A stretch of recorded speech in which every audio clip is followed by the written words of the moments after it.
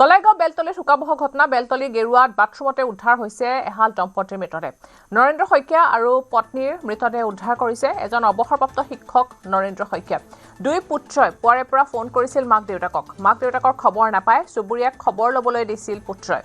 চুবুৰীয়াই বাথৰুমত চিপলোৱা অৱস্থাত উদ্ধাৰ কৰে দুয়োৰে মৃতদেহ বাথৰুমত বিষাক্ত কীটনাশকৰ 3টা বটল উদ্ধাৰ কৰা হৈছে ঘটনাস্থলীত উপস্থিত হৈছে কলাইগাঁও আৰক্ষী আৰু দণ্ডাধীশ ঘটনা সন্দৰ্ভত তদন্ত আৰম্ভ কলাইগাঁও আৰক্ষীৰ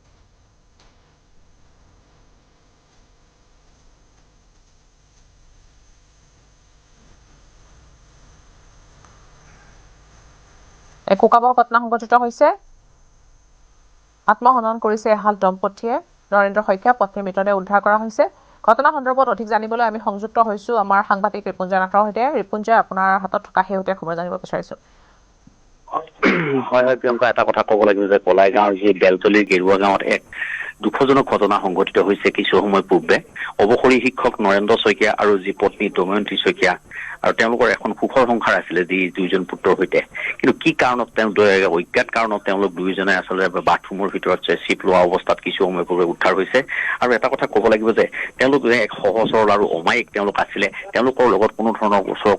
কোনো একো শত্ৰুতা নাছিলে খুব অমায়িক পৰিয়াল আছিলে আৰু কিছুদিন পূৰ্বে নৰেন্দ্ৰ শইকীয়াই যে তেওঁ অৱসৰ লৈছিলে ফিয়াৰেছ লৈছিলে আৰু তাৰপিছত এইকেইটা কথা ক'লে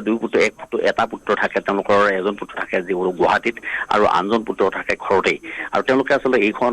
সুখৰ সংসাৰত আছে কি কাৰণত তেওঁলোকে আচলতে এই আত্মহননৰ দৰে তেওঁলোকে এই পন্থা বাছি ল'ব লগা হ'ল সেইটো আচলতে কিছু সময় পিছত হয়তো তেওঁলোকে আৰক্ষীৰ যি তদন্ত সেই তদন্তৰ পিছত গম পোৱা যাব আৰু ইতিমধ্যে ইয়াতে যি দণ্ডাধীশ আহি উপস্থিত হৈ আৰু যি ফৰেনচিকৰ এটা দল আহি তেওঁলোকৰ যি পৰীক্ষা নিৰীক্ষা তেওঁলোকে আৰম্ভ কৰিছে এতিয়ালৈকে দুই পুত্ৰ বয়স কিমান ক'ত থাকে দুই পুত্ৰ হয় এজন পুত্ৰ হৈছে তেওঁৰ বয়স প্ৰায় 25 বছৰমান হ'ব সি থাকে গুৱাহাটীত আৰু যিজন ডাঙৰ পুত্ৰজন থাকে তেওঁ থাকে ঘৰতেই থাকে তেওঁ ঘৰতে কি কাম কৰে ব্যৱসায় কৰে বা কিবা কৰে এনেকুৱা কামত তেওঁ নিয়োজিত হৈ আছে কিন্তু স্থায়ী কোনো কৰ্মসংস্থান নাই আৰু হয়তো সেই স্থায়ী কৰ্মসংস্থান নোহোৱাৰ বাবে কিবা অশান্তি হৈ আছিলে ঘৰখনত এতিয়ালৈ অনুমান কৰা হোৱা নাই বা ওচৰ চুবুৰীয়াই এই কথা মত প্ৰকাশ কৰা নাই কি কাৰণত আচলতে এনেকুৱা ঘটনা হ'ল কিন্তু এইটো অনুমান কৰা যায় যে কিবা হয়তো আৰ্থিক সমস্যা বা এনেকুৱা সমস্যাৰ হয়তো জৰ্জৰিত হৈ আছিলে পৰিয়ালটো আৰু সেই জৰ্জৰিত হৈ থাকি হয়তো আজি এই আত্মহত্যাৰ দৰে পথ বাছি ল'ব লগা হ'ল পৰিয়ালটোৱে